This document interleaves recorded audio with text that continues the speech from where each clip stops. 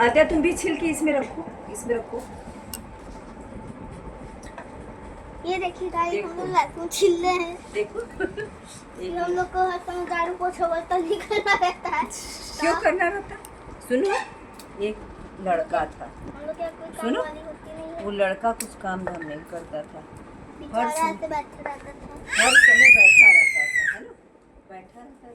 तो उसकी मम्मी कही कि जाओ जाके कुछ काम धाम करो, ऐसे बैठने से काम नहीं चलेगा। तो कहने लगा कि ठीक है। तो सोचा कि हम क्या काम करेंगे, हमसे तो कुछ होता भी नहीं। तो अपने दरवाजे पे खड़ा था, तो देखा तो उधर से साधु लोग के भीड़ जा रहा था। साधु जानते हो? हाँ, तो साधु लोग जा रहे थे, तो उन्हीं के पीछे पीछे वो भी चल दिया। और जब चल दिया तो साधु के साथ जब वहाँ पहुँचा, साधु लोग जहाँ रहते हैं, तो वहाँ पहुँचा तो देखा कि सब लोग मतलब बैठे हैं और राम राम राम करो। इससे कह रहे, साधु से कहा कि हमको कुछ काम वाम नहीं आता। कहे ठीक है, तुम मत कुछ काम करो, बस भजन कीर्तन किया करो, है ना, भजन कीर्तन करोगे फिर तुमको खाना ना मिलेगा, बस खाना खाओ, भजन कीर्तन करो। कहा ठीक है। फिर उस दिन भर पेटू तो था ही, खाता रहता था। तो एक दिन गया, देखा तो रसोई में चूल्हा वाला जल ही नहीं रहा था। तो सोचा अरे आज तो खाना नहीं बन रहा, आज क्या खाएंगे। तो साधु से जाके पूछा कि गुरुजी आज तो चूल्हा नहीं जल रहा। कहें आज चूल्हा नहीं जलेगा क्योंकि आज एकादशी, आज हमारे यहाँ सब लोग व्रत रहता है। तो लड़का कहा तब पर गुरुजी हम तो बिना खाए नहीं रह सकते। तो कह ऐसा कीजिए कि आप हमको दे दीजिए, हम जाएंगे नदी किनारे, खाना बना के खा के तब आएंगे। समझे? सुन रहे हो? तो कहा ठीक है। तो गया नदी के किनारे, अपना बनाया रोटी सब्जी बना के, और कहा जब खाना खाने बैठा तो कोई कहा सीताराम सीताराम आइए, भोग लगा जाइए, है ना। तो ऐसे बोल ही रहा था कि 4 रोटी में बनाया था कि राम सीता आ गए।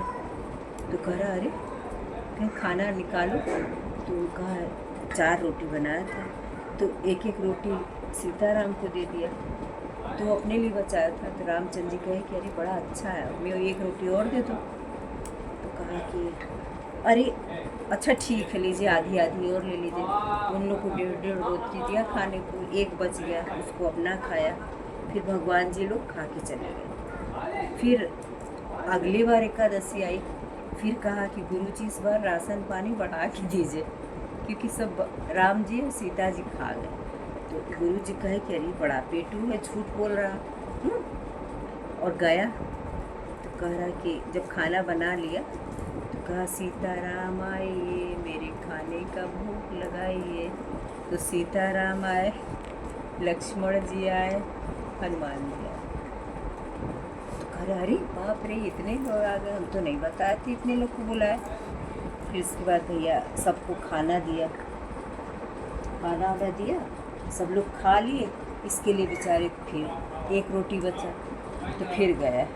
फिर अगली एकादशी जब आई, फिर कहा कि गुरुजी इस बार तो बहुत सारा हमको अनाज दीजिए, बहुत सारा आटा दीजिए, बहुत सारा आलू दीजिए। तो कहे तो गुरुजी सोचे चलो आज इसके पीछे पीछे चल के देखते हैं। कहें जब हम एक को बुलाते हैं तो 2 आते हैं, 2 को बुलाओ तो 4 आते हैं। तो गुरुजी सोचे कि चलो आज इसको खूब सारा आटा वाटा दे दिए। और जाके चुपचाप से देखे तो मतलब झूठ मूठ के कहा कि सीताराम आइए बुलाने लगा।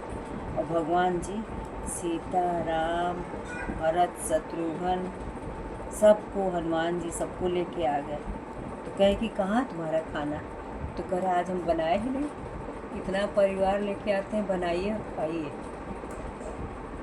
तो राम जी सीता जी को देखे तो कहे चलो सीता तुम खाना बनाओ। लक्ष्मण जी लकड़ी लेने चले गए, सब मिलके खाना बनाने लगे। ये अपना बैठ गया पेड़ के नीचे। तो जब साधु कहे कि तुम यहाँ बैठे हो, तो हाँ तुम्हारे राम सीता, कहें देखिए वो खाना बना रहे, कहा हमें तो कोई नहीं दिख रहा। तो गया, जब वो लोग खाना बना लिए तो कहा कि आप हमको दिखाई दे रहे पर मेरे गुरु जी को क्यों नहीं दिखा रहे? कह रहे इसलिए तुम भोले हो तो तुमको हम दिखाई दे रहे हैं, गुरु जी को नहीं दिखाई दे रहे। तो खूब हाथ पैर जोड़ा कि भगवान उनको भी आप अपना दरस दीजिए, दर्शन दिखाइए। समझे? फिर भगवान जी का दर्शन मिला। फिर जो संत जी थे एकदम उनके पैर पे गिर पड़े राम सीता जी के, कहे कि हम लोग मतलब इतना पूजा पाठ करते हैं पर हम लोग का मन सच्चा नहीं है, ये मतलब सच्चे मन से करता है, इसलिए आप इसको दर्शन दिए। फिर इसके बाद संत लोग खूब खुश हो गए, समझ गए कि ये झूठ नहीं बोलता। समझे? सुने? खत्म कहानी।